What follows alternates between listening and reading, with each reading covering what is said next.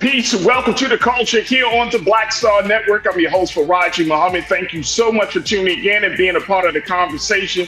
Folks, we got a lot to talk about. First and foremost, let's talk about what's going on with the strategy of the GOP as they try to put Vice President Kamala Harris at the center of their attacks on the Biden-Harris administration. I'm going to share with you the latest about that. Also, can we talk a little bit about, get a little bit into what has been happening around Jamie Foxx and that tweet and that post that he made on Instagram where he was compelled to apologize to the Jewish community. We'll talk a little bit about that. Plus, we got our Reclaim Your Wellness segment with Dr. Bridget, MD, this week. So, folks, we got a lot to talk about. Stay with us. It's all happening on today's edition of The Culture, right here on the Black Star Network. Let's go.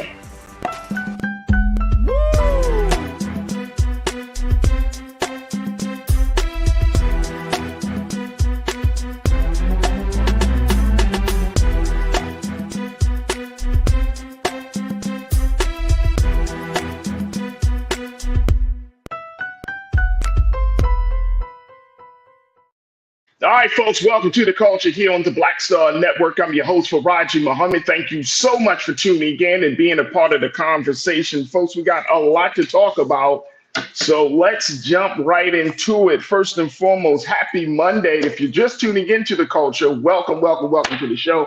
This show is very special, very unique, that as we have these discussions, we want you to join us and be a part of the conversations just as well. So as we're streaming right now on blackstarnetwork.com, and also we're streaming on Amazon News right there on your Roku TV. We are also streaming on social media platforms, Facebook and YouTube. And this is where you can join us in the conversation as we have some great discussions lined up for you today. But you can jump on our social media platform on Facebook. But right now we're streaming on YouTube. Just go under Roland Martin on YouTube as we're streaming live right now. And you can join the chat, folks. Yes, you can. You got a lot to say about the discussions and what's going on at home and abroad and around the world and everything that's happening with the culture. You can join us right now by jumping on our YouTube stream. Again, just go under Roland Martin, go to our YouTube page under Roland Martin, and then boom, you can jump into the conversation and be a part of today's culture crew. Big shout out to the crew right now that's already convening. Yeah, there we go. I see y'all. My man, Pastor Damon Blissett, who's pastor of the Block Church. If you don't know, you will know who Pastor Damon Blissett is. But Pastor, good to connect with you. There you go. I see Cora Scott. Cora, thank you so much for checking in. Hi, Cora. Deidre. Hi, hey, Deidre. Good to see you. Deidre Hall checking in. My sister, I got my sisters in here. Pauline, good to connect with you. Always a pleasure to have an opportunity to reconnect with you. Cindy D, I see you. Hello, Cindy. It's good to connect with you. Hey, Tiana. How are you? Jawan, Yvette, good afternoon. Good afternoon to you as well, sis. Thank you so much for checking in. Mocha Mima Media. Mocha, she said folding chairs for everyone. Mocha Mima Media. There we go. And Texture Tech, welcome to the culture crew here on the culture. So many of you are checking in right now. Oh, my sister, I can't forget her. Lana, always talking about what's going on with our people.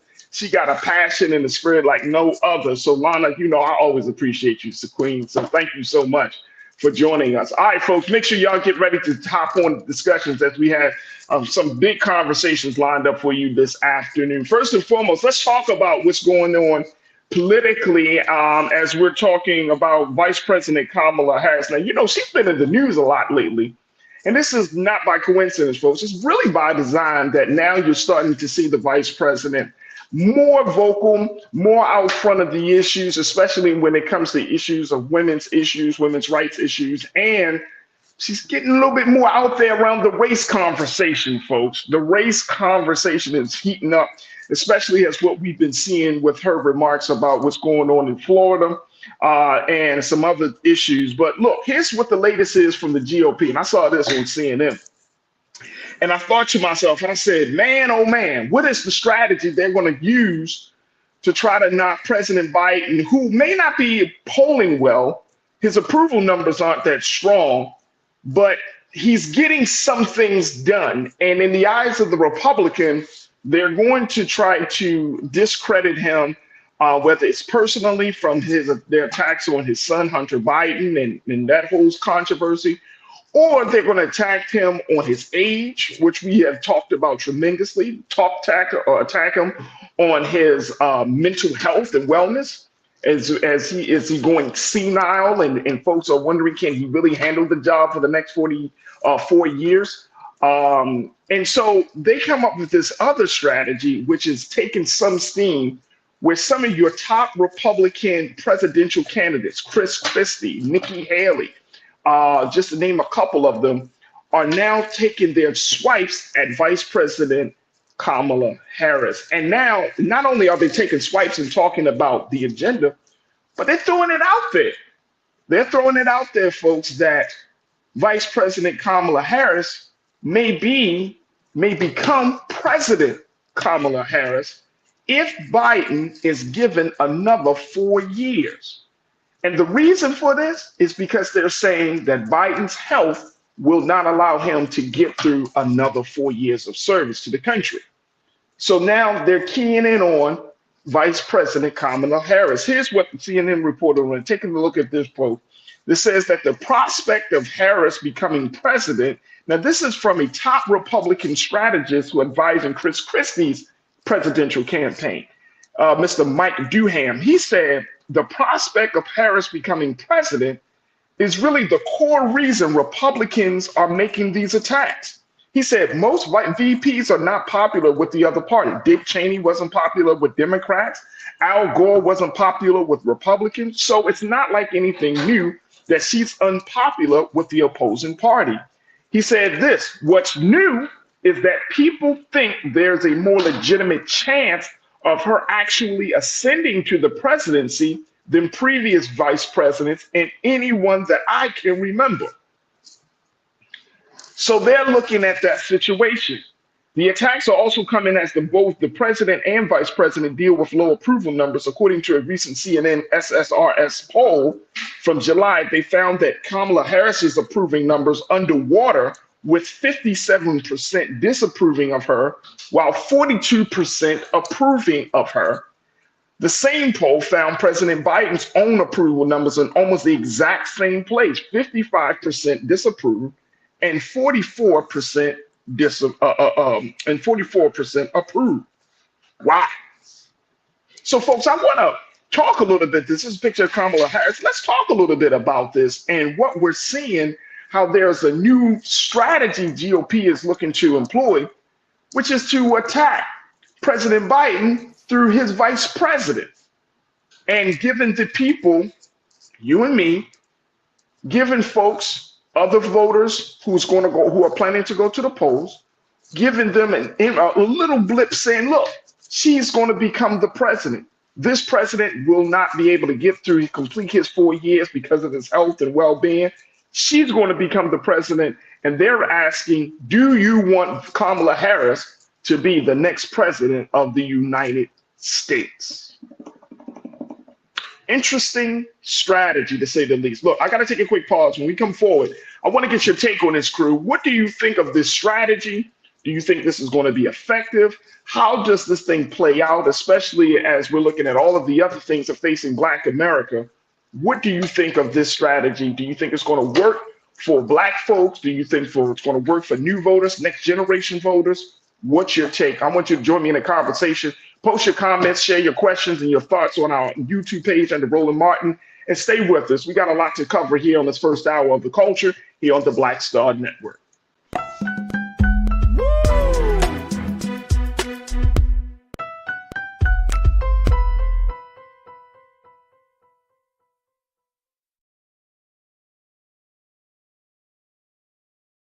When you talk about blackness and what happens in Black culture, we're about covering these things that matter to us, speaking to our issues and concerns. This is a genuine people-powered movement. There's a lot of stuff that we're not getting. You get it, and you spread the word. We wish to plead our own cause Too long have others spoken for us. We cannot tell our own story if we can't pay for it. This is about covering us. Invest in black-owned media. Your dollars matter. We don't have to keep asking them to cover our stuff. So please support us in what we do, folks. We want to hit 2,000 people, $50 this month, raise $100,000. We're behind 100,000, so we want to hit that. Y'all money makes this possible. Check some money orders. Go to P.O. Box 57196, Washington, D.C. 20037-0196. The Cash App is $RM Unfiltered. PayPal is R Martin Unfiltered. Venmo is RM Unfiltered. Zelle is Roland at RolandSMartin.com.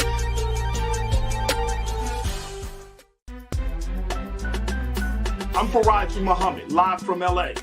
And this is The Culture. The Culture is a two-way conversation. You and me. We talk about the stories, politics, the good, the bad, and the downright ugly. So join our community every day at 3 p.m. Eastern and let your voice be heard. Hey, we're all in this together. So let's talk about it and see what kind of trouble we can get into. It's The Culture. Weekdays at 3, only on the Black Star Network.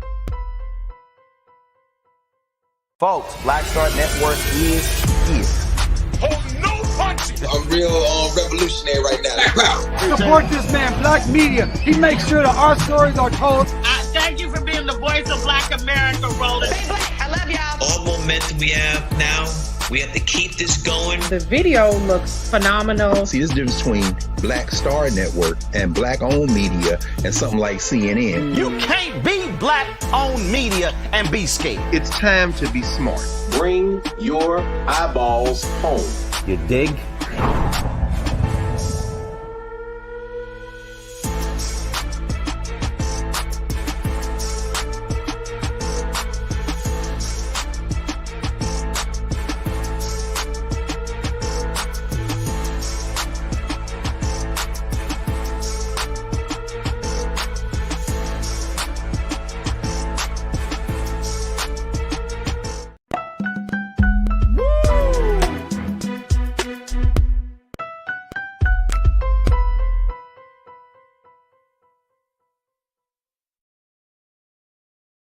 All right, folks, welcome back to The Culture here on the Black Star Network. I'm your host, Farajii Muhammad. We've been talking about a new GOP strategy that the Republicans are looking to employ as they're starting to, really have the conversation about who should be the next president of the United States. Many Republican presidential candidates are now looking to try to shine the spotlight, not necessarily on President Biden directly, but on his vice president, Kamala Harris, and putting it out there that if you place a vote for President Biden, given his age, given his mental wellness and all of those things, and what some people would say that he's kind of too old for office, that you're essentially placing a vote for Vice President Kamala Harris, who will become, as they're pointing out, she will be the next president of the United States at some point, barring that President Biden can't complete his full term if he's elected to a second term. It's a lot of conditions in that statement, right? So I'm wondering, is this a good strategy? Do you think that this strategy is going to be effective in either stopping people from coming out to vote, changing this conversation about whether the Democrats have what it takes to win the next election? What is your take on this, crew? I want to get your thoughts on this. Post your comments on our YouTube page under Roland Martin. We're streaming live right there. We're streaming live on Facebook, so you can post your comments there. And let's have the conversation that, do you believe that a vote for President Biden is a vote for President Harris? All right, let me go to what y'all got to say on this. Marlo Harris, thank you, Marlo, for checking in. You're going to kick us off this afternoon. You said, I think that if Kamala Harris becomes president of the United States, it will be good for the black people and any color person. All right, so you think it's a good thing. All right, Marlo, I appreciate you for checking in. It would be interesting if she becomes that. But let me just say, I think that the Biden team, they understand the seriousness of this situation. I don't think anybody is going to act as if this situation doesn't exist. I think that people are going to, I think they're having a number of conversations about what ifs. What if Joe Biden can't get through the campaign trail? What if? Does she step up? They got to have a contingency plan. You can't just put your vice president out there and considering how things are with the president, you got to have a contingency plan. You got to have your contingency plan. And maybe that is part of the reason why we're starting to see her a little bit more out there. They kind of just want to test the waters, see how she polls in certain things on certain issues, how she comes across to the American people, how she connects to Black folks in this country, especially when it comes to these issues. So I think there is a lot of discussion about this, a lot of discussion. Confetti, you checked and you said, I don't want a name call, but if anyone votes Democrat after how bad they have governed our country so far, I really have to question your intelligence. Okay, Confetti. All right. So you're saying that the Democrats have not governed the country so far. Here's my pushback on that, though, Confetti. Here's the pushback. The Republicans, have they shown that they have the best moral sensibility? Have they shown that they have the best, that their judgment can be trusted? If we're seeing this is the same party. Now let's I'm just throwing this out there in case you may have forgotten. This is the same party that is still propped up of 3-time indicted, 2-time impeached man who has committed fraud in his business affairs candidate. They're still propping him up. They're still saying he is the leading GOP candidate for president of the United States. So I hear you what you're on the Democrats, but what about the Republicans? What about the GOP?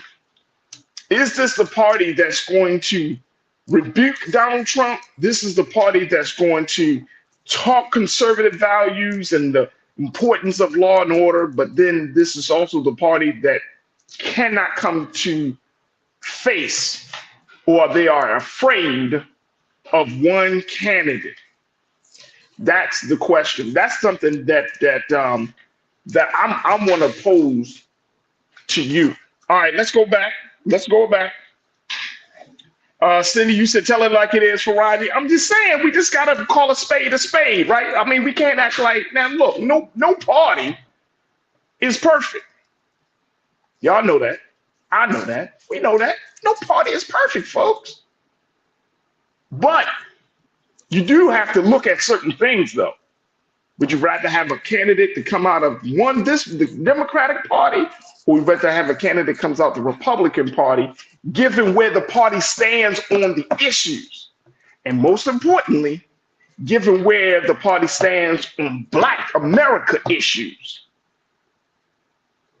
Because we like to lump ourselves into the picture. Y'all know how we do. We like to lump ourselves in the picture. We like to say, oh, no, they're the party of the economy. They're the party of big business. And they're the party of small government. But is that in the interest of Black America today?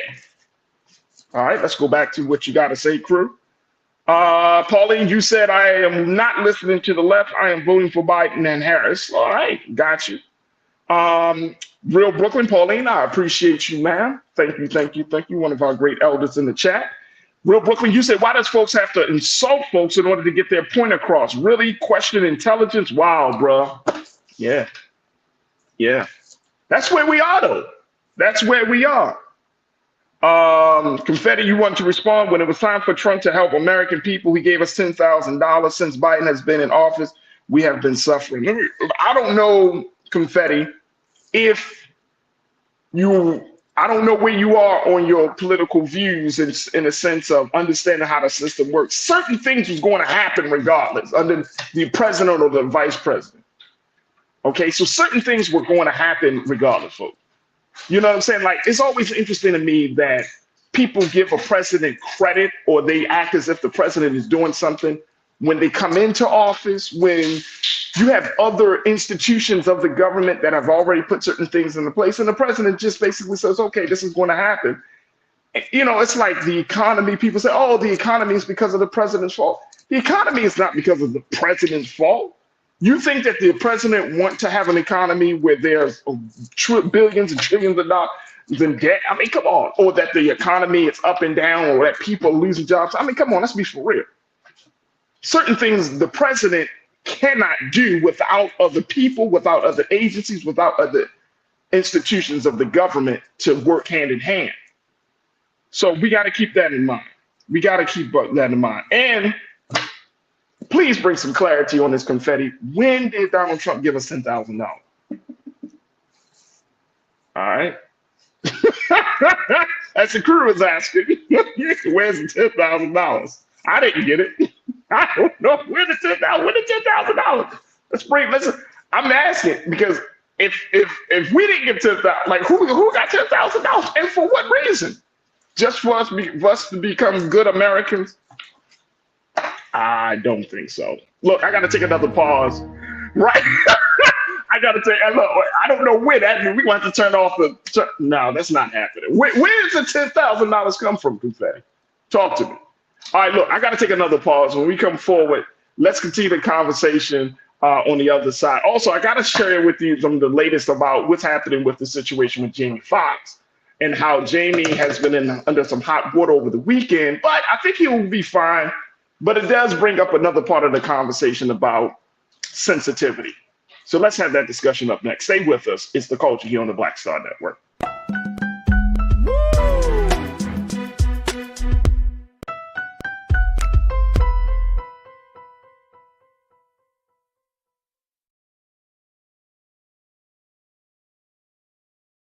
Folks, Black Star Network is here. I'm real revolutionary right now. Support this man, Black Media. He makes sure that our stories are told. Thank you for being the voice of Black America, Roland. Stay black. I love y'all. All momentum we have now, we have to keep this going. The video looks phenomenal. See, there's a difference between Black Star Network and black-owned media and something like CNN. You can't be black-owned media and be scared. It's time to be smart. Bring your eyeballs home. You dig?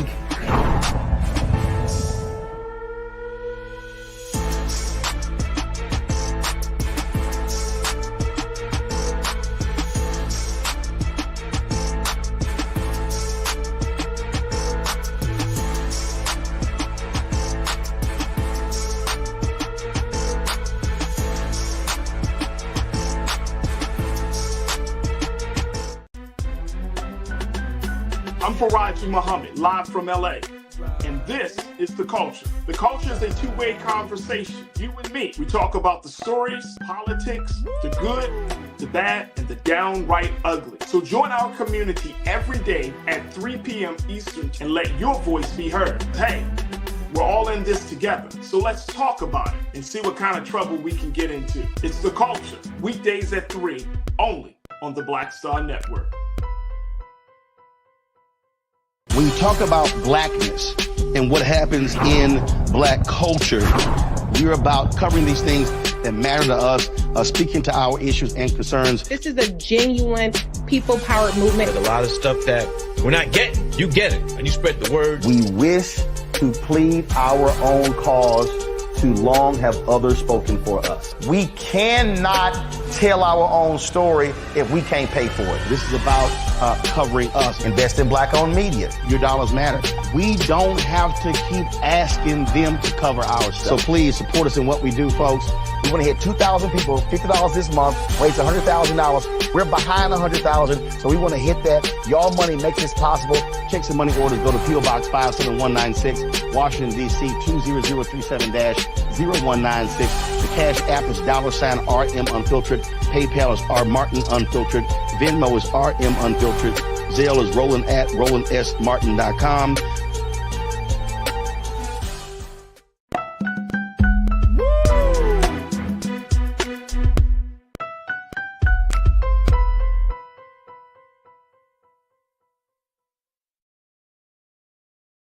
All right, folks, welcome back to The Culture here on the Black Star Network, talking about the new GOP strategy of trying to attack President Biden through his vice president, putting it out there, folks, that President Biden, a vote for President Biden is essentially will be a vote for President Kamala Harris, as the GOP is just doing it out there, dropping seeds, just putting it out there, saying, "Oh, Biden won't be able to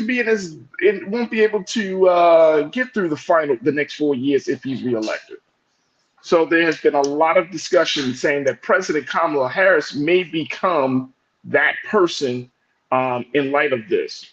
But we will see if this takes hold, if this is going to be an effective strategy to stop people from voting or to make people feel a certain way about the Democrats, however they want to play it out. But they're putting some effort behind this, as there have been a number of interviews and emails and conversations with top Republican presidential candidates about this. So we've been wondering if you think this is going to be effective in disrupting the vote for the 2024 election. We will have to see. Now, the big conversation that people are talking about in the chat is what one of the our watchers today, Confetti, checked in and said that President Trump gave us $10,000.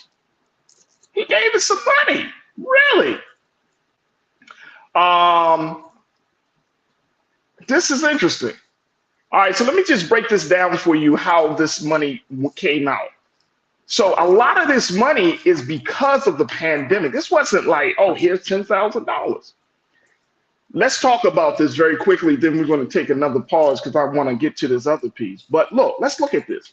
The first round of money came out in March of 2020, $1,200 per income tax filer, right? There was that money. Then there was a $500 per child CARES Act. Again, this is because of the pandemic. There was a $500 per child due to the CARES Act. Then there was a round two of money, December of 2020. That's $600 per income tax filer, right? There was another $600 per child from the CARES Act of 2021. The Consolidated Appropriations Act of 2021. Then you got a third round of money in March of 2021, $1,400 per income tax filer. Then there was another $1,400 per child for the American Rescue Plan Act. So money was given, but this all came out of the stimulus. This wasn't like, oh, Trump wanted to be benevolent. Trump just wanted to throw something out there. Here's $10,000. Just for the American people, just because I love you. No, there was money that was attached to helping people, citizens and families, to get through the pandemic, to deal with childcare, to deal with other issues. It wasn't, we got to make sure that if you say they just giving us $10,000, make sure that you give them specifics around that. So we don't want to put out misinformation. And then people will be like, well, where was that? When was that? And let's keep it real. $1,400, folks, for a family of four. $1,400 might be another $500. So you say $2,000 in a short, in a given couple of months. Is that really enough for a family of four living in modern day America? Is that really enough? No, it's not. So again, looking at how this thing playing out, this is all because of the pandemic. That was pandemic money, folks. We could probably lump that in together and say that's pandemic stuff, because that's where that came from. And it really wasn't because, again, it was not out of the president's benevolence that he gave the American people $10,000 apiece. So I just we wanted to clarify that. And I'm very, very grateful that we brought that up. All right, folks. Look, now let's switch gears here, because I know my crew is talking about this, and Confetti, we just can't throw numbers out there, sir. We want you to clarify that. You come a part of the crew with what we always advocate in the chat is that if you're going to bring some numbers, bring some data, bring the receipts as well. All right, folks. Now, look, let's talk a little bit about this situation with Jamie Foxx. Now, over the weekend, Mr. Foxx got into a little bit of a controversy because he had made this innocuous Instagram post about fake friends and those who betray you. He put a post up that said He ran this post with the hashtag of fake friends and fake love on Friday, and it read, "They've killed this dude named Jesus." This is from the Washington Post. He said, "What do you think they'll do to you?" Jamie Foxx posted this, 55 years old. He deleted the post after accusations of anti-Semitism. The news website A Wider Frame, which focuses on Jewish issues, described Jamie Foxx's post as a, quote, horrifically anti-Semitic message to his 16.7 million followers.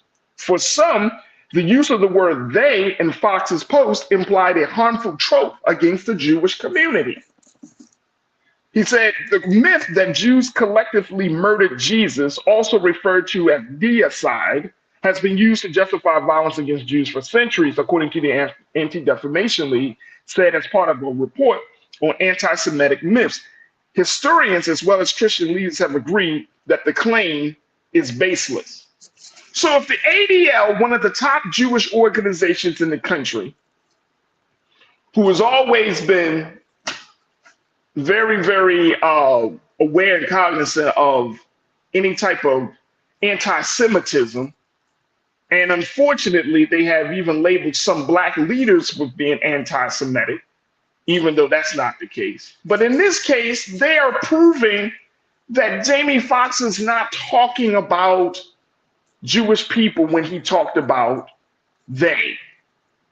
Now, it is a part of our culture. It's a part of our language that we use. People have said it on social media.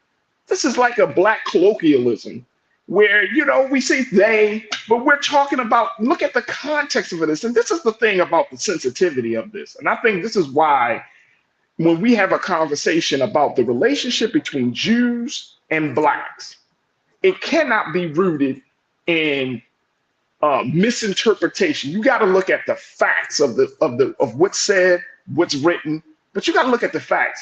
Jamie Foxx was simply saying fake friends will betray you, just like fake people that sat at the table with Jesus, Judas and others, will betray you, will backstab you.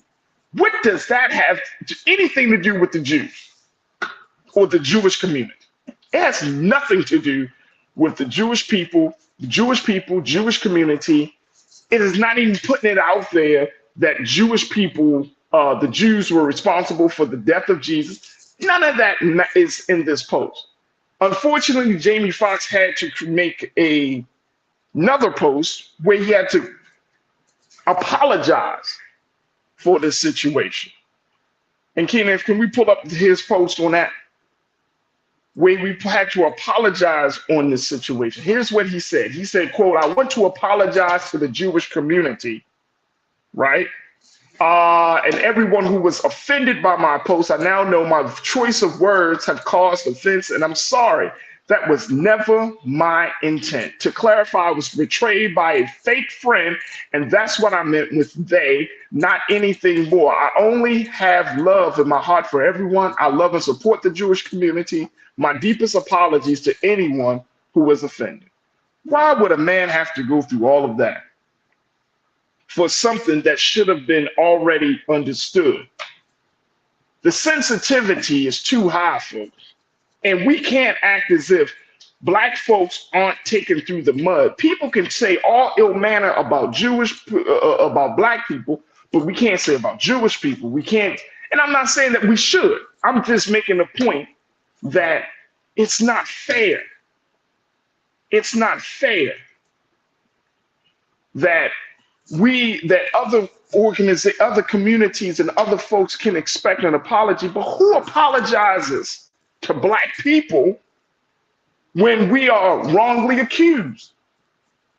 Who apologizes to Black people when we are talked about and maligned in social media and in other spaces? Nobody says we apologize to the Black community. When was the last time we even heard those words put together from some organization, some celebrity, some influencer, anyone of prominence and power? We apologize to the Black community. Come on. And I think sometimes this is part of the reason why these relationships don't make any type of headway, It's because there's this double standard that's in place that everybody else can get an apology. But when this comes down to Black people getting an apology, we get nothing, Nathan, nil, zilch, zero. We don't get no apology. We just move on. How many Karens in this country have ruined people's lives, even though some of these Black men may have gotten out of prison, but they got a record because of a white woman who lied? Do you see a white woman putting on her social media, I apologize to that Black man for trying to ruin his life? And how slow you got to be when that man put a hashtag fake friends? How do you get to that conclusion? See, that's the, what's the word I'm looking for, crew? Y'all know what I'm talking about. It's like when somebody, they always think of somebody talking about them. Come on, man. Like, that's not fair. That's not fair. You see the context in which that man posted that. It's pretty obvious. I think you can connect the dots. It's context clues. He said that they betrayed it, that nobody is above betrayal. That's essentially what Jamie Foxx said. No one, if they portray the Son of God, then none of us are above being betrayed. Nobody is above betrayal if it happened to Jesus. It's a very simple thing. It's a very simple thing, but the sensitivity around it. And it creates, and for that website, I'm gonna go to that website, a wider frame which focuses on Jewish issues. You should be ashamed of yourself for putting that out there as if Jamie Foxx did something wrong. And you trying to create drama and controversy around another powerful black man to get him out of the way. You should be ashamed of yourself. I'm not putting this on all the Jewish people, but there are some folks within those spaces that just love to whip up frenzy and create controversy when it comes to our Black celebrities, our Black artists, our Black creatives.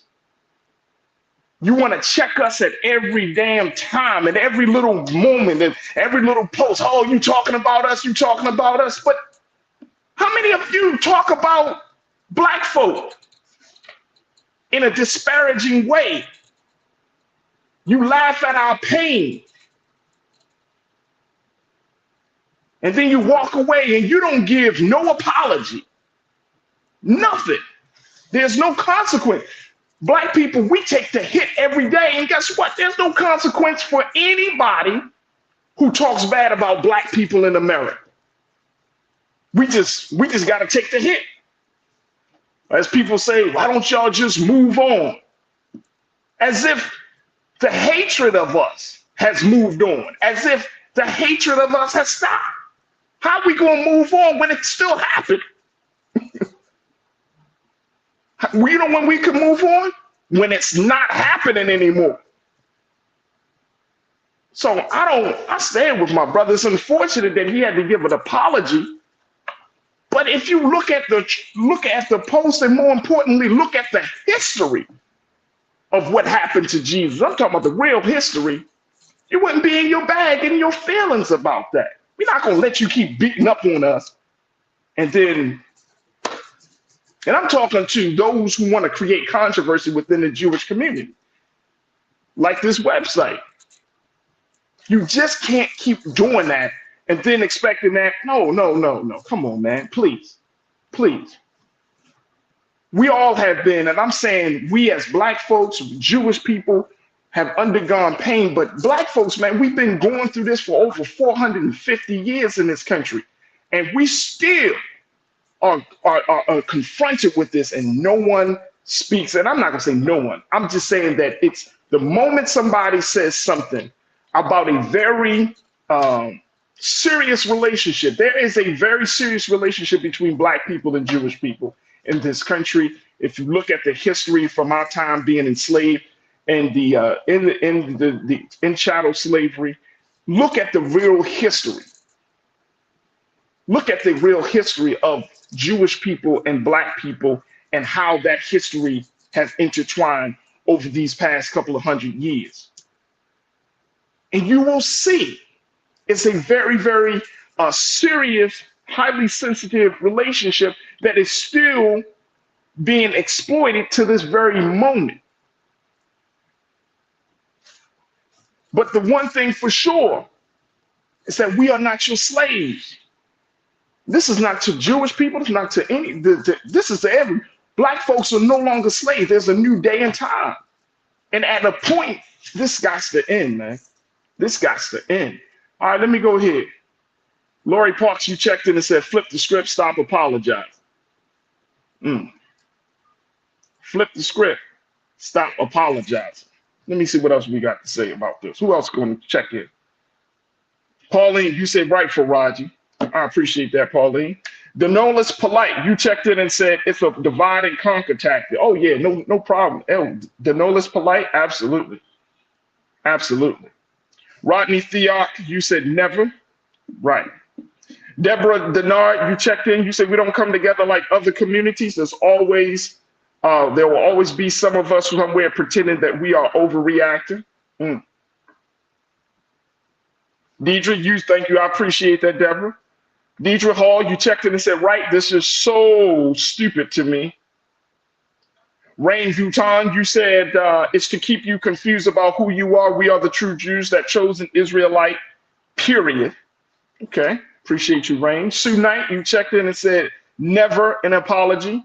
Lana, my sister, you say, come on, Farajii. Damon, you checked in and said, ridiculous. It's ridiculous. This is ridiculous. We're not doing this today, y'all.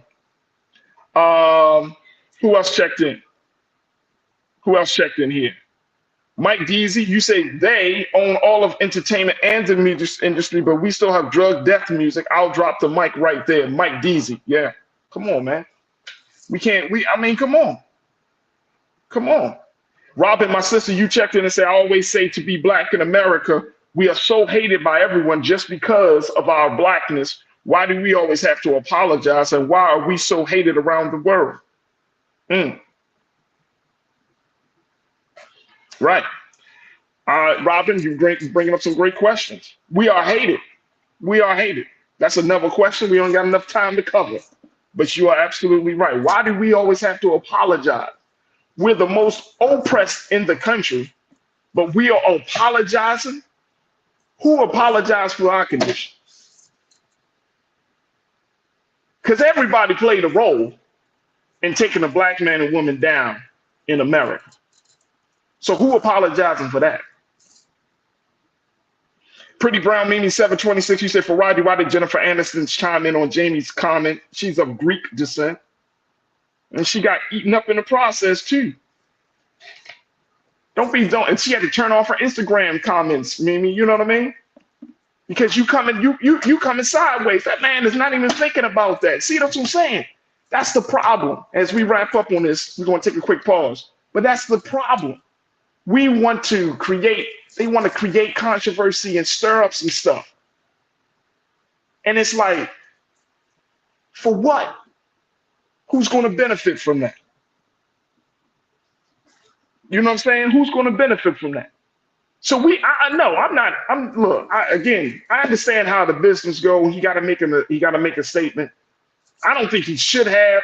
Like, man, I'm not talking about y'all. Look at the context clues. I'm not talking about you. I'm talking about those who betray you, those who say they're your friends, but really are your enemies. I'm talking about those who backstab you, those who sit at your table, eat good, and then talk behind your back when you were feeding them. Real simple idea to me, real simple thing. But to make this another controversy, you're grasping for straws. And even more so, that is very, very evil to try to put something in there so that way you could create controversy and whip it up so the people can get confused, Black folks and white people and stuff, man. Instead of doing that, calling out anti-Semitism, why don't you call out anti-blackness? Oh, because you don't give a damn. Nobody cares about being anti-black, but the moment we anti-Semitic, the moment we anti-this and anti-blackness is the only thing that you can be. But everything else is, it's a violation of our moral sensibilities. Get the hell out of here, man. Look, we're gonna take a quick pause. When we come forward, let's shift gears from Jamie Foxx and that manufactured controversy to hearing our doctor, Dr. Bridget MD, for this week's Reclaim Your Wellness. Stay with us, folks. It's The Culture here on the Black Star Network.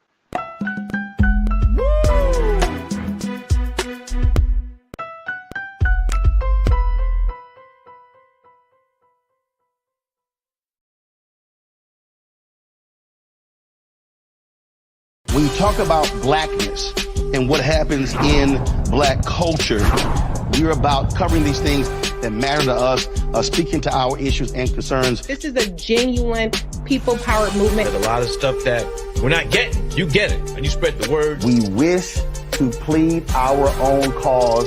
Too long have others spoken for us. We cannot tell our own story if we can't pay for it. This is about covering us. Invest in black-owned media. Your dollars matter.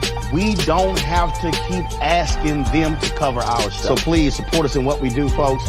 We want to hit 2,000 people, $50 this month, raise $100,000. We're behind 100,000, so we want to hit that. Y'all money makes this possible. Checks and money orders go to P.O. Box 57196, Washington, D.C. 20037-0196. The Cash App is $RM Unfiltered. PayPal is R Martin Unfiltered.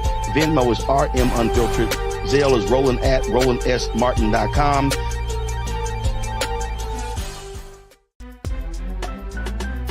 I'm Farajii Muhammad, live from LA.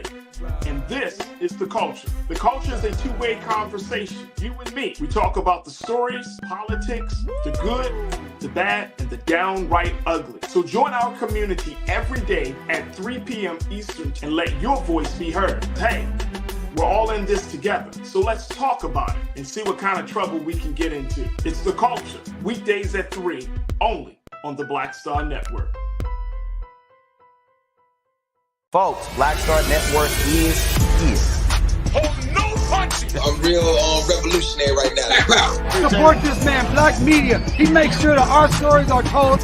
Thank you for being the voice of Black America, Roland. Stay black. I love y'all. All momentum we have now, we have to keep this going. The video looks phenomenal. See, this difference between Black Star Network and black-owned media and something like CNN. You can't be black-owned media and be scared. It's time to be smart. Bring your eyeballs home. You dig?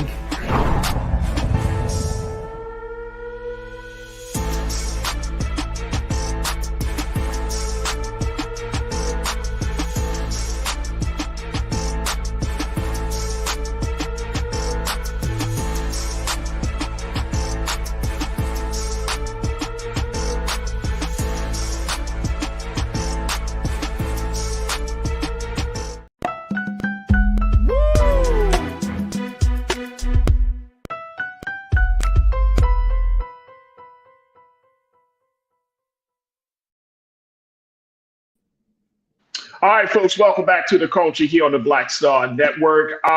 Look, I'm following so many of you checking in and saying, what's going on with Montgomery, that Riverside melee that was down there? We're getting some information. Generally, let me just share with you some of the behind the scenes thinking here. When a situation kicks off, I personally like to give it a day or two to see how everything kind of plays out, making sure that we can get as much of the facts and the much details as possible before we have a full-blown conversation, just because we want to make sure that we're shaping the discussion in the right way. So I got you, Lana. I appreciate you, sister, for putting it out there and say, hey, Farajii, what's going on with Montgomery? We are keeping our eyes on this situation, but maybe tomorrow or either Wednesday, we can kind of have a conversation about it, because I know it's still fresh, and there's a lot of moving parts, and so we want to get as many details as possible. But trust and believe, we will certainly address that, like I said, either tomorrow or Wednesday. But I appreciate y'all, crew, for definitely pushing that to the front of the agenda. All right, folks, it is Monday. It is our opportunity for us to get a little bit of insight about our health and wellness. It is time for our Reclaim Your Wellness segment with Dr. Bridget, MD.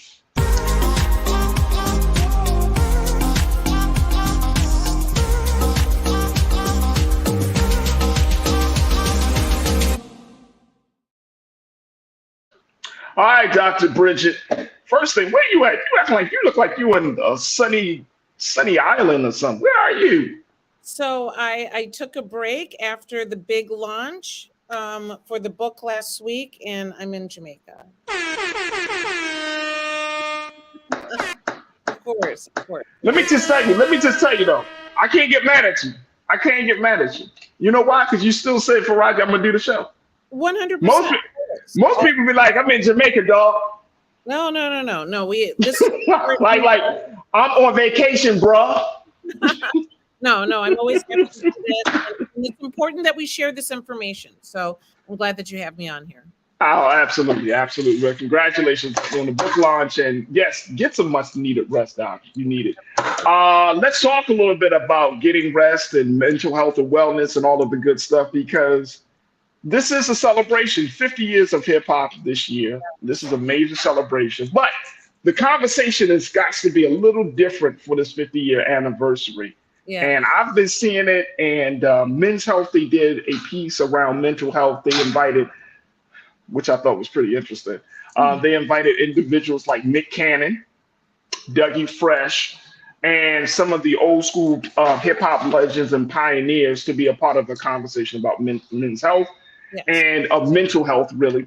But then their latest magazine cover features some of the 6 most dynamic MCs in the game: Busta Rhymes, 50 Cent, Common, Ludacris.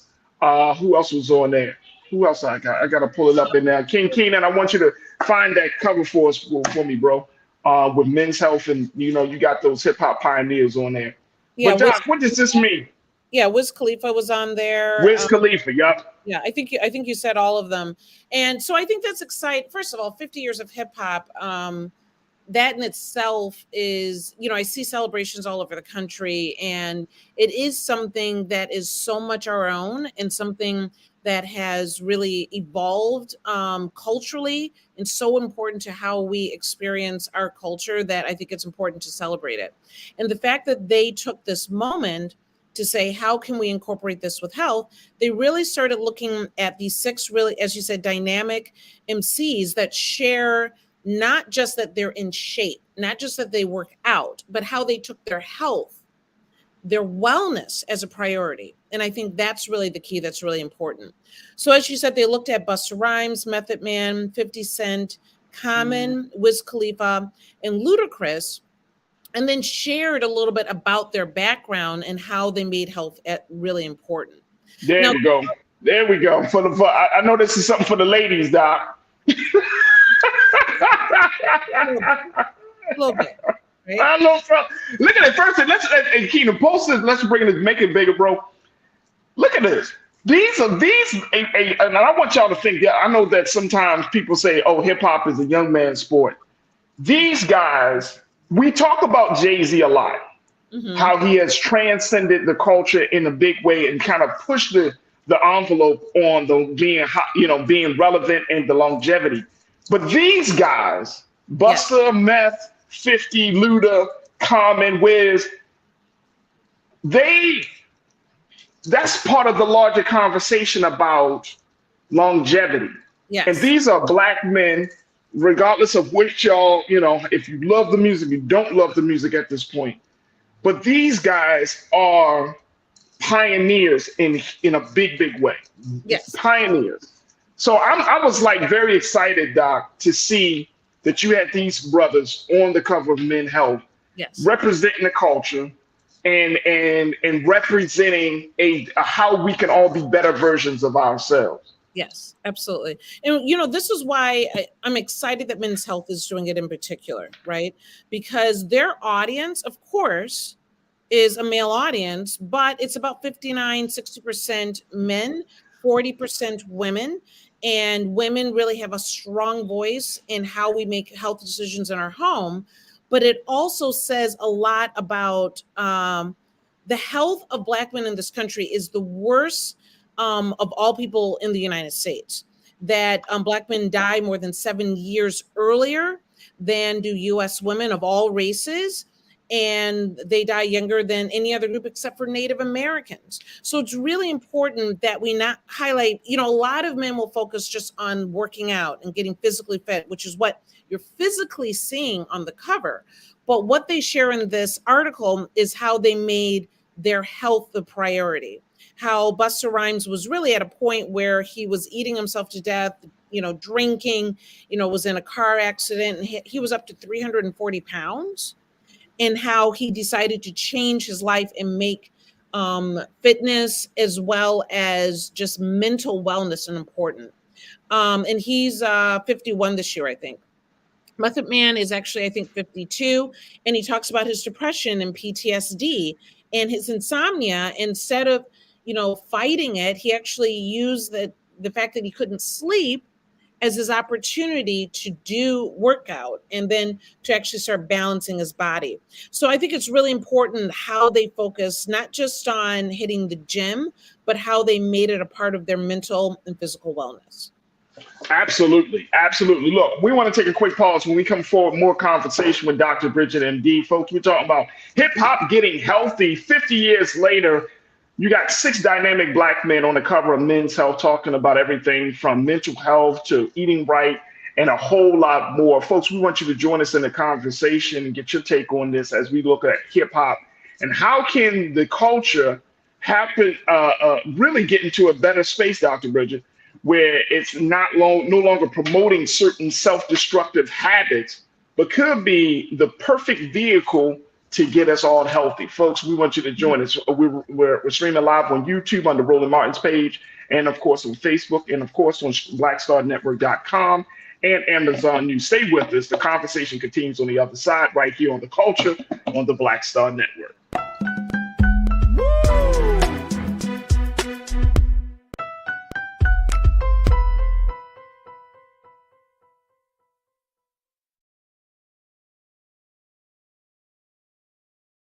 Folks, Black Star Network is here.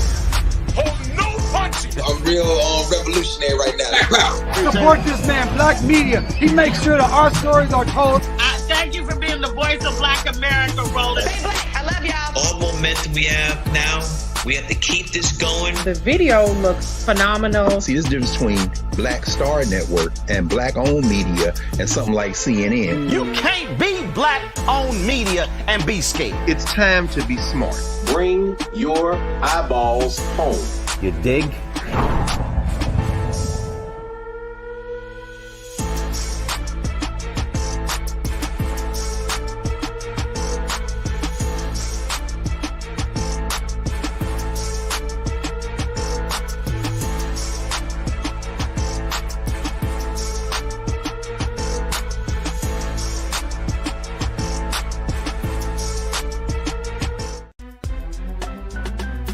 I'm Farajii Muhammad, live from LA.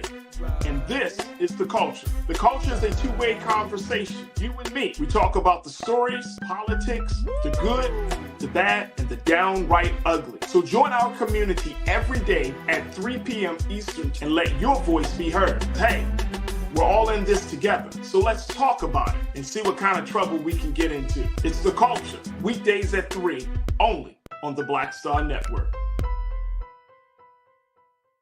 When you talk about blackness and what happens in Black culture, we're about covering these things that matter to us, speaking to our issues and concerns. This is a genuine people-powered movement. There's a lot of stuff that we're not getting. You get it, and you spread the word. We wish to plead our own cause. Too long have others spoken for us. We cannot tell our own story if we can't pay for it. This is about covering us. Invest in Black-owned media. Your dollars matter. We don't have to keep asking them to cover our stuff. So please support us in what we do, folks. We want to hit 2,000 people, $50 this month, raise $100,000. We're behind 100,000, so we want to hit that. Y'all money makes this possible. Checks and money orders go to P.O. Box 57196, Washington, D.C. 20037-0196. The Cash App is $RM Unfiltered. PayPal is R Martin Unfiltered. Venmo is RM Unfiltered. Zelle is Roland at RolandSMartin.com.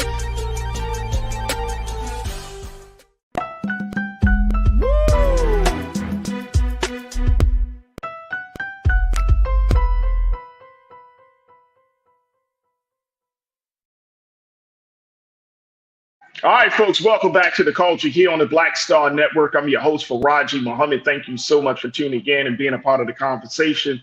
We are in the midst of our weekly conversation that we check in with Dr. Bridget Cole-Williams, MD. She is a family physician, cannabis expert, author, entrepreneur, and so many other great things. But she's talking to us about hip hop getting healthy after 50 years, folks. Here is a genre of music. Here's a culture that we all have grown up in. We all are familiar with. But to see this culture through the light or through the lens of health and wellness. Take a look at this video. This little promo video for these 6 black men who serve as the look of black men. You got Method Man, 50 Cent, Busta Rhymes, Common, Wiz Khalifa, Ludacris. Look at that. Look at that. Brothers celebrating who they are, how they've come along on their mental and physical health journey. And we're talking about this. We're talking about this. Keenan, show the final. This is the video, but here's the final cover, folks, for those who haven't never seen the cover for Men's Health. That's out on stands now, folks. Take a look. Look at this. Hip hop is 50. Yes. And you know what, Dr. Bridget, the reason I love it is because it's a confirmation of life. It affirms that through all of the madness, right? Just like the culture of the music, the culture and the music, you go through all of this stuff, right? To come out after 50-year period, you get to this place where you can feel renewed. You can feel like a different human being. Yeah. And if you know the story, like the personal stories of each one of these artists, they've had serious struggles. And so it's like, boom, look at us. A lot of these artists are touching 50 years old themselves. Absolutely. Absolutely. And so now that puts the conversation in a different space because, for those of us who grew up on hip hop, I'm in my 40s and everything. Like, if you got your favorite artist, and I know some guys, they try to act like they don't have no favorite hip hop artist. Stop playing, man. Stop playing. Like, I still look at Jay. They still inspire me as a black man, right? So if you have your favorite artist saying, look, man, we need to have a conversation about mental health. We need to have a conversation about eating good and eating right. Busta Rhymes lost over 100, I think I read that, over 115 pounds. He was over 300 pounds. So yes. God. Yeah. Absolutely. So it's not about popping bottles and eating crap all day. Like, I think one of the underlying messages for this particular celebration is that if you want to live, you're going to have to eat to live. You're going to have to take care of yourself. Like, as much as the culture is really, the culture is our mind, our body, and our spirit. That is the essence of the culture. It's not just the music. It's not just the beats. It's not just the lyrics. It's the mind, body, and the spirit of the artists and the people. If we are not healthy, the culture is not going to be healthy, Doc. Absolutely. And we need to have these black men as the leaders in our home, in our culture, in our work. Like, we need to have the space for them. The fact of the matter is, black men are more likely than any other segment of the population to have undiagnosed or poorly managed chronic conditions. So magazine that's their main readership is about 25 to 34 years old. What you're seeing is not just the people that have done well and obviously have made changes in their life, but what you're looking at is black don't crack, period. Men, women, black doesn't crack, right? As long as we take care of ourselves. And we have a long history earlier, prior to this, of losing so many people, right? Eazy-E, Big Pun, Nate Dogg from a stroke, heart disease, RBD. Phife Dawg had diabetes and kidney failure. And so we had this kind of underlying story of how we have these great artists and we lose them. And so what this article does, what this cover shows you, is that things can get better after 50. Like you said, the majority, I think the youngest person up there is Wiz Khalifa. Yeah, 35. I think so. But everybody else is 45 and over. I think between 45 and 52 years old. Wait a minute, hold on. Hold on. How old is Wiz? Wiz is 35, I think. Damn. You can't say that. You can't say Hey, I'm serious. Damn. You know who else? And y'all about to be in agreement. You know who else probably could have been on the cover? Maybe they asked him and he couldn't make it. Gucci Mane. Mm-hmm. Yeah. Because the way he made his transformation, he was Butterball Gucci. Then he became this bodybuilder Gucci. He went to and look, and I think part of it, this is the other part of it too. This is like behind the scenes stuff that I don't think that we talk about. When you live your life having a good woman, right? Because all of these guys, I think out of the 6, I think probably like 4 or 5 out of these guys are in committed relationships. Mm-hmm. But more importantly, like learning how to center yourself, because I think, Dr. Bridget, we have a tendency to believe that if you have a certain gift or talent, that's going to be enough. That's going to sustain you, right? But it still speaks volumes about the fact that you gotta have some rootedness in your life, mm-hmm. whether it's coming from your relationship, whether it's coming from your home life. I remember when Busta Rhymes just early, like a few weeks ago, he got a Lifetime Achievement Award. I think it was the VP Awards. Yeah. And he pointed out he has 6 children. And he also pointed out that 5 of his 6 children was at the award show watching him get this Lifetime Achievement. Yeah. And when he made his speech, he was just talking about doing this for the children, for his sons and his daughters. I listened to Jada Kiss the other week, a couple of weeks ago. He performed out here in LA. And he said this, he said, we're celebrating 50 years of hip hop. He said, y'all have put my children through college. Yeah. And I'm forever grateful. Being able to actually excel, and don't get me wrong, all these people are incredibly talented, but they've been given an opportunity to excel, and we have found a place that did not exist prior to that. And so it is definitely a time to celebrate. And your comment about them being having balance, having, whether that's that committed relationship or balance, safe, comfortable life that is not, it doesn't always have to be so crazy and wild. We're coming out of, or probably still in a, Kevin Samuels, kind of themed idea that the 1%er, the man that's making that level of money, should be with every woman on the planet and be all over the place and living this wild lifestyle. And how did that work for him? Because he was living that wild lifestyle, right? And so I do think you make a point that health is way beyond just hitting the gym, and it goes beyond just what you're eating. But in the article, Common even says, because he's part of the Actors Guild, the Screen Actors Guild, he has health insurance. And without that health insurance, how well would his own health be? Right. And so there's a lot of, on the surface, it's a great celebration of some great looking men, but deeper, it says a lot about discipline and balance and making your mental as much a priority as your physical. And so it's a great article. It's definitely worth taking a look at.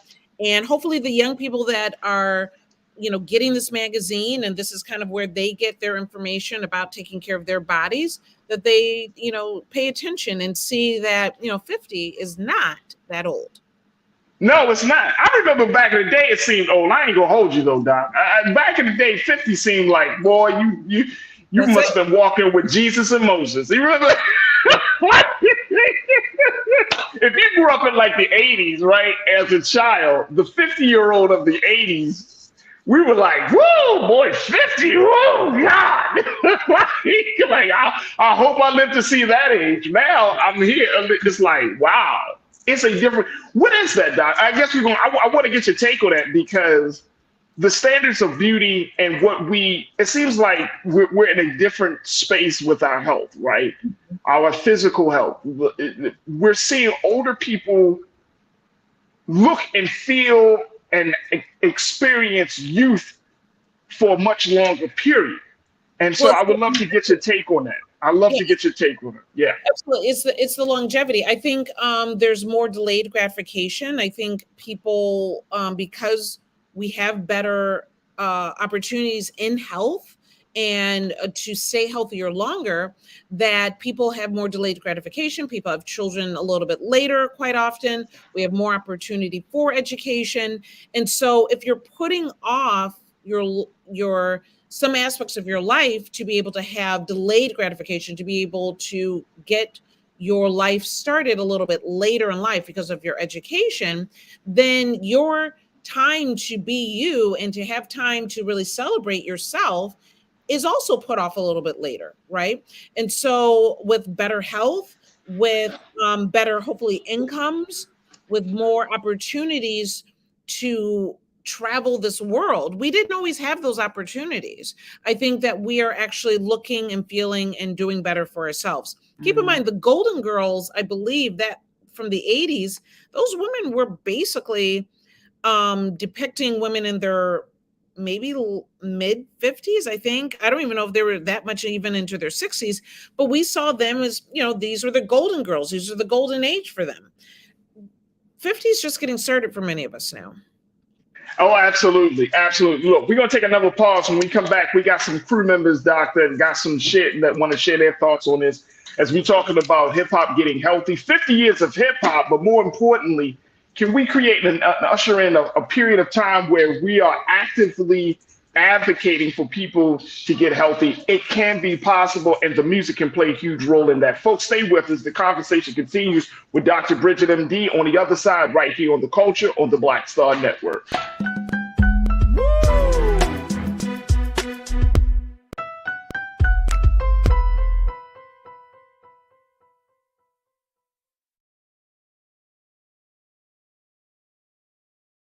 When you talk about blackness and what happens in black culture, we're about covering these things that matter to us, speaking to our issues and concerns. This is a genuine people-powered movement. There's a lot of stuff that we're not getting. You get it, and you spread the word. We wish to plead our own cause.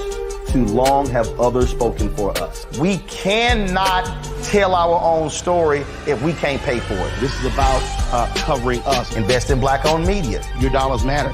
We don't have to keep asking them to cover our stuff. So please support us in what we do, folks.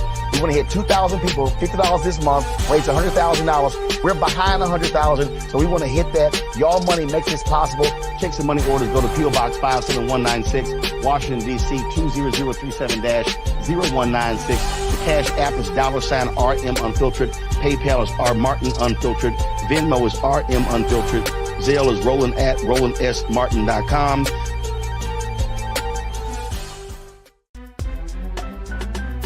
I'm Farajii Muhammad, live from LA.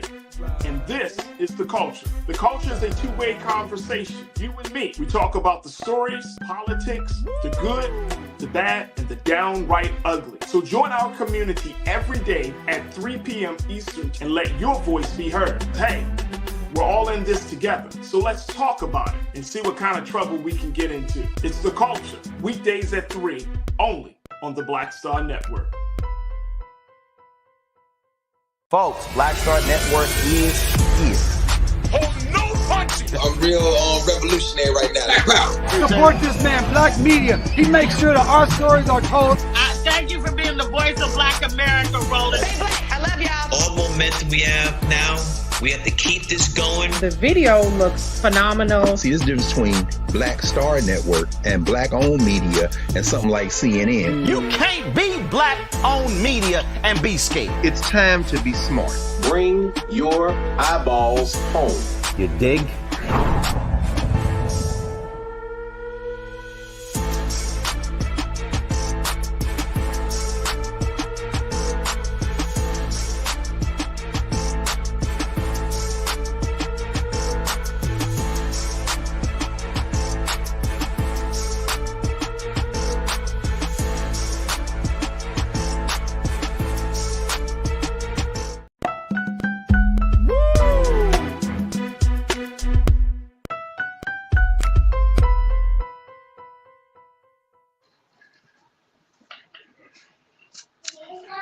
All right, folks, welcome back to the culture here on the Black Star Network. I'm your host, Farajii Muhammad. We have been checking in with our resident family physician, Dr. Bridget Williams, MD, as she talks about hip hop getting healthy, folks. This conversation is inspired by Men's Health, putting some of the most prolific artists, our hip hop artists, on the cover for this for their edition.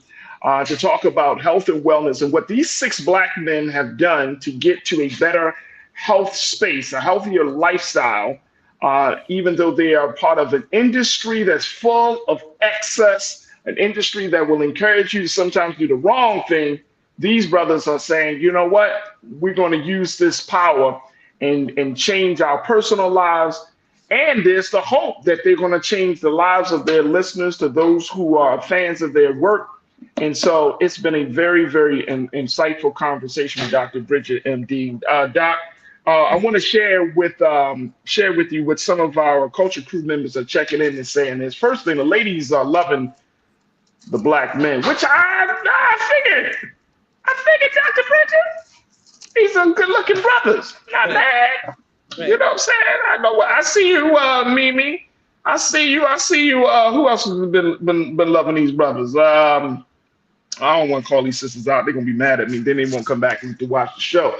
But they've been loving them. Robin checked in and said, now I know what I can do at 60. I started going back to the gym last week. I love it. That magazine cover is fire. Absolutely.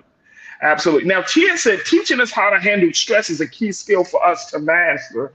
And I think that is one of the, when I read some of the stories, like, that's one of the things, like the business of being an artist at that level, Dr. Bridget, you know it, I know, we work in these spaces, it's a lot of stress. You got to be on and you got to perform at the highest level. Yes. And I think that's been one of the driving forces for why these brothers decided to take a different step with their health and well-being. But the other thing is, and this is something that my brother Cordell McMillan, Cordell, you checked in and said, wow, so if Common didn't go into acting, he wouldn't have health insurance. I don't remember who said this. You may have remember who said this, Doc. And I appreciate you, Cordell, for bringing this up. Mm-hmm. But somebody said, and they were in the industry, they was like an artist. They said, there is no retirement in hip hop. There is no health insurance. Like we go out there, they perform, they put their minds to work, but they put their bodies in great, and under a lot of stress and strain. You're traveling all over the place. You're meeting, you're going through time zones. You're eating, you're getting, you can eat anywhere you want to eat and all of these things. But this is not like a normal job where you can sign up, you get a 401k plan, you get to sign up for some health insurance. Like, this is all on you. So it takes a different level of discipline to take your own health and wellness into your own hands, because it's so easy for us to sign up and say, okay, here's the paperwork, I can just go to this doctor. But when you got to take those steps on your own, that's a different level of commitment. Doc, talk to us about that. Why is that important for us to know? So I think, as you're saying, it's really easy when there's so many demands around you to not even pay attention to healthcare, particularly if you can afford to just pay out of pocket. But it doesn't mean that you're going regularly and taking care of things before they happen. You need to have preventive care if you want to have longevity.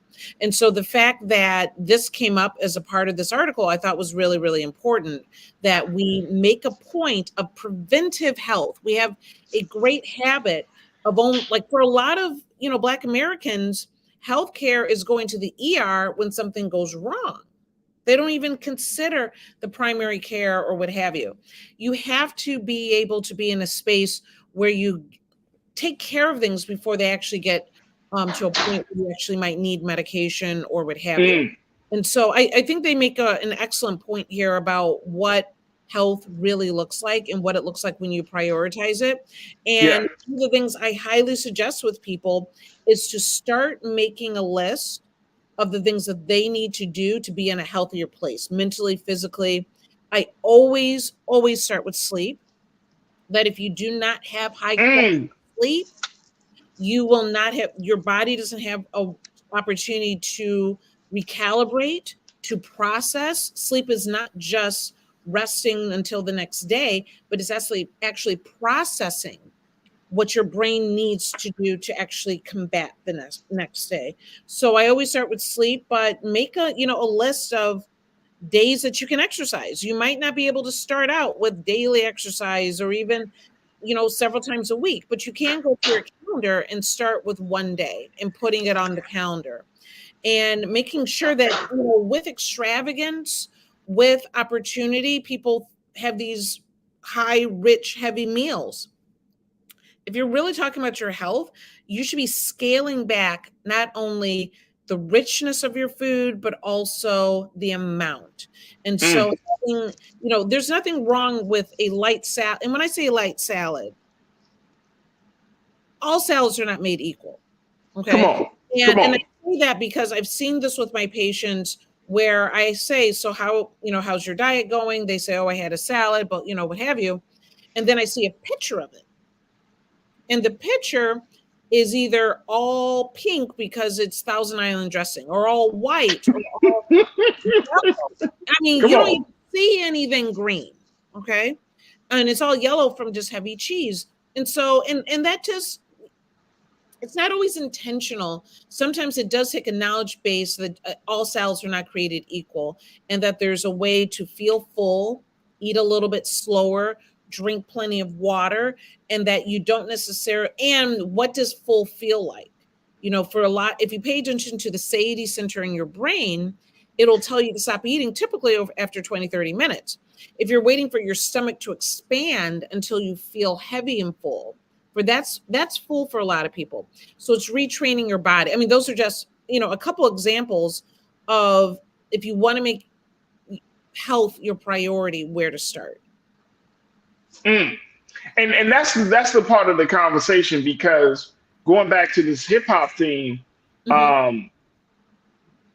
the discussion about health and wellness generally, we're not having it early enough within the community, Dr. Bridget. You know it better than anybody else. Yeah. That a lot of this conversation about eating right, sleeping, because there's a culture that prides itself on getting no sleep, which I think is absolutely insane. But I understand where it comes from, because when you're young, you're like, oh, sleep is nothing. I don't really need sleep. I can just live off of Red Bull and life. You know what I'm saying? Red Bull and laughter. I'm good. Right. So, but the conversation about one's health and one's wellness and making sure one gets the proper care that they need, it doesn't happen until you start hitting 30 and 40. Now, we know that there are numerous cases. I'm talking about from everything from athletes to those who dedicate their time, that is no guarantee that this life is not guaranteed, that there's no guarantee that you're going to live to be 70, 80, 90, 100 years old. No. So how do we have that conversation? Like now that you got these brothers on the cover, but how do we have a conversation and say, look, start worrying about your health as early as 18, 19, 21. Start going to the doctors, getting regular checkups. How do we have that conversation from that perspective? Well, I think first of all is having an understanding of what does longevity look like for you, because there are so many young people that or people that I've met that are in their 40s and 50s, and they said, I don't think I would have ever gotten to this age. If you don't have a vision of yourself getting older, then why would you make plans to get older? If you don't think you're going to get beyond 20 something, then you're not going to make it a priority. So people need to first have a vision of How do they envision their life plan? And if you have a life plan, then you should start preparing for it. So I think that you first have to understand it. Also, people that read will gain knowledge also have better longevity. And so taking the time to, whether, for some people it's a book club, which is great because it's basically just accountability, being able to have those conversations. But if it's not a book club, there's all sorts of different opportunities to start taking a little time from the toxicity of social media and your phone and the television, and actually gain some knowledge about yourself, about your wellness, about your plans for life, and start reading again. Because I always say people don't read, right? Even if it's overwhelming, there are plenty of audio apps, but start taking in information differently so that you're influenced by things that might actually help you instead of hurt you.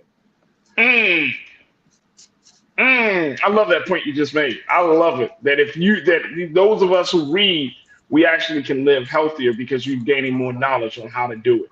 Yes. And that is huge. I think that could be applied to anything, like just in terms of your own personal development, Doc, where, like I'm always kind of reading about emotions, right? And the power of emotions and being quote unquote emotionally intelligent and emotionally mature, right? Understanding these things, because as I'm reading these things, I'm thinking about it. I'm reading this information on the outside of me, but I'm thinking about how it impacts me on the inside within. So just looking at that, so that really resonated with me, that the more knowledge that you gain, the chances of you living a longer, more fulfilling life is really right there in the palm of your hands. Look, I got to take another pause. When we come forward, more with Dr. Bridget, and of course we got something for you for Trends, Post, and Doing the Most. Stay with us, folks. A lot left to get to on the final few minutes of today's edition of The Culture here on the Black Star Network. We'll be right back.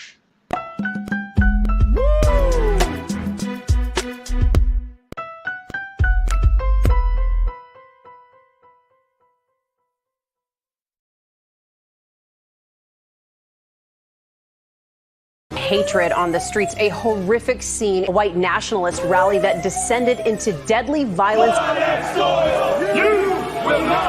White people are losing their damn minds. As an angry pro-Trump mob storms the U.S. Capitol, we're about to see the rise of what I call white minority resistance. We have seen white folks in this country who simply cannot tolerate black folks voting. I think what we're seeing is the inevitable result of violent denial. This is part of American history. Every time that people of color have made progress, whether real or symbolic, there has been what Carol Anderson at Emory University calls white rage as a backlash. This is the rise of the Proud Boys and the Boogaloo Boys. America, there's going to be more of this. Here's all the Proud Boys, guys. This country is getting increasingly racist in its behaviors and its attitudes because of the fear of white people. The fear that they're taking our jobs, they're taking our resources, they're taking our women. This is white fear.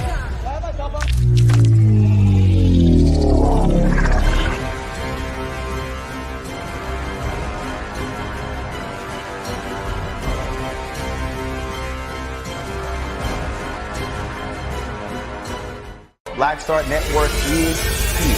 Oh, no punch! I'm real revolutionary right now. Thank you for being the voice of Black America. All momentum we have now, we have to keep this going. The video looks phenomenal. See, there's a difference between Black Star Network and black-owned media and something like CNN. You can't be black-owned media and be scared. It's time to be smart. Bring your eyeballs home. You dig?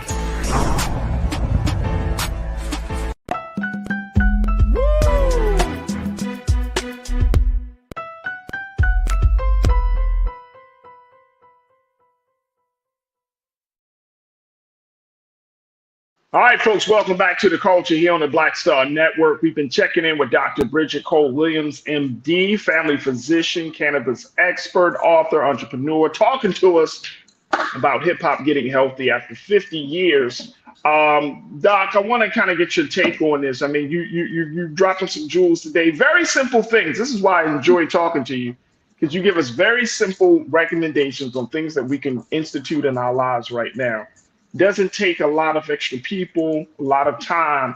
Small things, reading, going outside, doing the things that, just the little things that change your life. Because here's what I've learned about human behavior in my study of it so far, Doc, that people do not make changes dramatically. We do not like dramatic changes in life. We actually don't like that.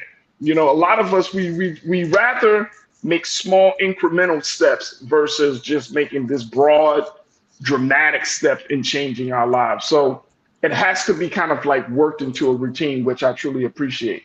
What do you say, Doc, that we are at this place? Should this message of men's health, women's health, right? Because even some of the ladies of hip hop nowadays are having different conversations, even, and I'm saying not even just some of the pioneers, but artists like Cardi B and others, they're talking about everything from motherhood to women's issues to reproductive rights and everything.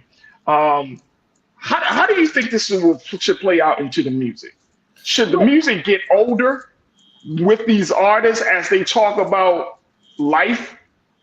Should it play out like that? Because I don't know if you could rap like, yeah, son, I'm almost got my AARP membership card today. I mean, how do you convey that on a mass scale? All of these folks have platforms, and I'm thinking millions of Black children in particular, millions of Black people can really gain from an artist coming into a newfound understanding of their health and mental and health and wellness. Yes. So should that be incorporated in the music now? Well, okay. So to assume that as these men get older, that yes, the music should mature, but it doesn't. The music doesn't get older. It does mature though. And that maturity is attractive and that maturity is sexy. Like it's not necessarily, oh, I got the AARP card, but they're having better lives and experiences. And when they used to talk about all the women in the cars and whatever, a lot of them were starting out, they didn't have a car. This is just what they talk about. But now they're in a place where they can actually share experiences and share cultural experiences that are relevant and significant and sexy and engaging.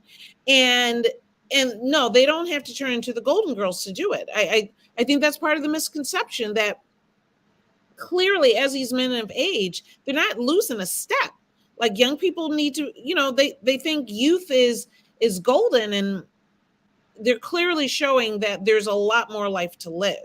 And so I think another aspect of this is that if these artists are influential to you, then look up a lot of times whether it's this article or other articles or information that's out there, learn their daily schedule in the sense of, do they wake up with exercising, doing yoga, like learn the tricks of success. Learn the tricks of longevity from the people that you admire. And that's another way of engaging new activities that can help you in your wellness as well. Absolutely. Absolutely. Davey Floater, you said, bruh, Farajii, listen to Nas. This wouldn't be a question. LOL, he's still dropping. And yes, it's his maturing with him. I listen to Nas. I love King Disease 1, 2, and 3, Davey. I think that you're absolutely right. But Nas is not he's a legend, but he's not the go-to guy of this generation. And that's the point that I'm making. And I'm saying as a collective, as a culture, you know what I'm saying? Like we got certain artists, sure, we can go to Common and all of that. But if you're still talking about drinking, smoking, having unprotected sex, you know what I'm saying? You still in the video popping bottles and eating everything and all of this stuff. You know what I'm saying? Like the messages get lost in all of that, right? And your eyes are seeing one thing, but you're trying to catch up to your ears and all of that. So the messages get lost. So that's what I'm saying. Like in mass, Like I listen to Jay-Z, he talks about it. You know what I mean? Like he might say no pork on the fork, and he talking about living a vegan life or eating a certain way. But again, is that going to connect to the next generation of young Black people that are coming up in this country? So it's just, I think it does connect with them. I yeah, don't think that, people start by listening to the beat and they start by admiring the artist. And then you get to what the lyrics are sharing. And I think young people, I think older people like intelligent lyrics, right? Like if you're attracted to, just simplicity and a lack of care or integrity in what they're sharing, then maybe that's not for you. But I think people, as hip hop has evolved, what you see is, I think it started out being with a message. I think we continue to evolve into strong messages. There are definitely some aspects of it that the message is not helpful to anybody. Right. Facts. But a message of whether it's political, educational, growth, business, like if you really look at the vast amount of what rap culture, hip hop culture is offered, there's a lot of strong, powerful messages that can be really motivating. It's just that it's the flashiness that gets the most attention, but the real messages are still out there for us. Bridget, you still with us? Yes. Oh, okay. Yeah. Okay. You're absolutely right. I thought I had you drop out. All right, Doc. So we're seeing this, and I truly appreciate you for kind of giving us some understanding. And you're absolutely right. The message can get lost if it's not supported with other things, and I think that's the big thing. But big shout out to all of these artists that are doing some really, really phenomenal things, changing the conversation. Again, I mentioned at the top of the segment, Doc, that Men's Health had another discussion with Nick Cannon, Dougie Fresh, and a few other pioneers about their mental health struggles. So a lot of this is interesting. And one of the things that is said in that conversation when I was reading the article, it's more than just putting your feelings to words and putting those words to a beat. Yes, that is one form of therapy, but it's a different level of advocacy and being active and taking hold of it when you're not just writing and repeating it, but you're also doing something about it, that you're going to a therapist, that you're talking it over with someone, that you are surrounded by supportive family and friends throughout the struggle. Like there's some things that you need to do outside of just talking about it on wax. There's some other things that needs to be done. Dr. Bridget, I appreciate you. Keep enjoying your vacation in sunny Jamaica. Is it sunny today or no? It's always a little tropical rain and then the sun comes back out. True. So I appreciate you. Again, congratulations on volume 2 of your book. And I know that it's doing really well. And we look forward to reconnecting with you next week. Absolutely. It's #1 bestseller. Get it on Amazon.